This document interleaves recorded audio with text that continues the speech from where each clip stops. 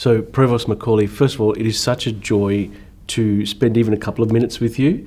And I'll just take a second to say thank you for the tremendous role model and influence you've been on my career. And thanks for the chance to speak with you. So I have two questions for you. The first question is, you're a clinician at heart. You've been a dental hygienist first, then a general dentist, periodontist. You got a PhD along the way. What skills and experience do you draw from your clinical career that serves you now as the provost at University of Michigan? Well, thank you, Dr. Nalia, for spending time with me. It's always delightful to converse with you, so thank you. Actually, I think it's really interesting when you think about dentistry as a whole, and people are not surprised to know that a knowledge base is really critical, a biomedical knowledge base. People understand that technical skills are critical. But I think one of the aspects that people tend to underappreciate is how important behavioral science is in dentistry. And I think that would be the area that I really draw on in my current role. So when I think about this, I think about the fact of how important it is when you're treating patients to have trust, or for the patient to have trust in their provider, respect, and empathy. And those are three aspects that are really critical in my position as provost, or really any leadership position. So let me give you a few examples. So you mentioned that I was a hygienist. You know, my father was a general dentist, and I was a dental assistant in his office before I went through dental hygiene.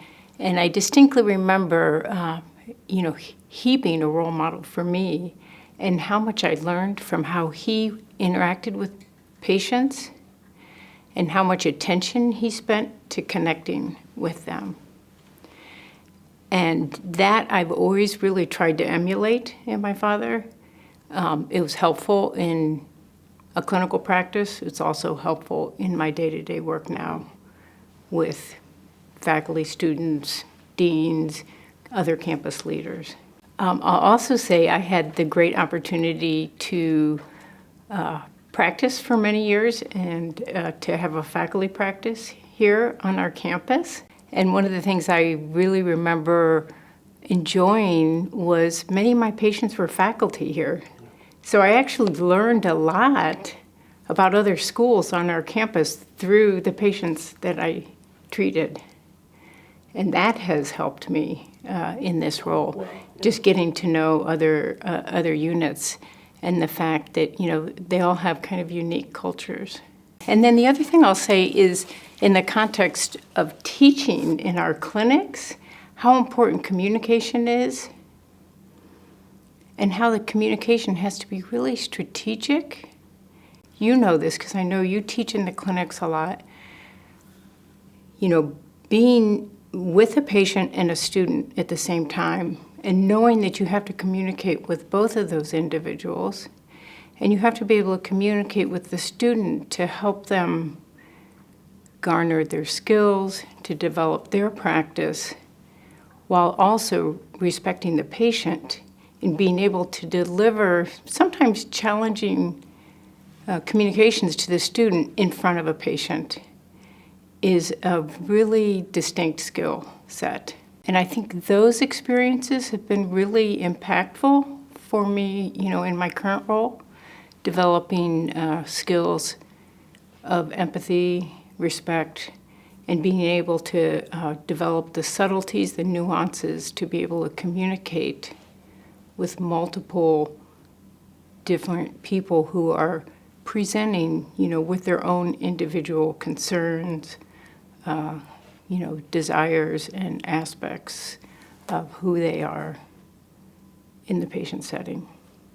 So I think the behavioral science part has been really helpful to me. The one thing I will say is being a clinician did not give me the experience to do interviews like this. It didn't give me the experience to talk in front of 35,000 people in the big house for graduation, but it did really help me at the one-to-one conversations that are so critical to day-to-day work in the provost's office. Yeah. That's a great insight, because there's a lot of dentists rising to provost now. Jerry Bradley at Louisville, Carol Ann Murdoch-Kinch served a term as interim provost, so those skills are rising to the fore, I guess. You have served as dean of the dental school, and now you're at this very high level, and as you see the campus differently, I wondered if you thought there were additional opportunities, not just for our school, but other dental schools, in terms of educating our university community and then the broader community, educating, serving, and collaborating. Do you see additional opportunities now from this viewpoint? So I think we actually, as a dental school here, do very well at integrating with our campus and building on the strengths of our campus, and I think that's has served our school incredibly well.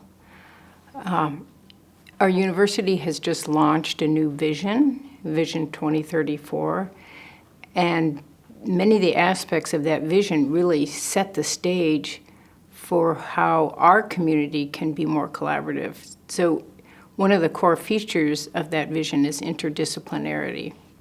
Now, this has been a stated goal for our campus, but I think is an important goal really for any campus, especially as dentistry is a very rigorous, intense field on any campus.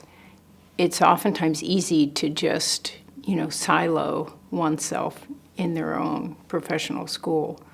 But being interdisciplinary across fields on a campus has huge benefits to expanding not only the skill set of individual faculty as they're progressing in their careers, but also in expanding the profession. The technical aspects of our profession, we've had a lot of collaborations with engineering that have been really fruitful. Public health, as you are a prime example, and our Institute for Health, IHPI, in data, in more advanced skill sets around data science that can be brought to bear in our profession. These are just opportunities for us to really take our profession to a higher level.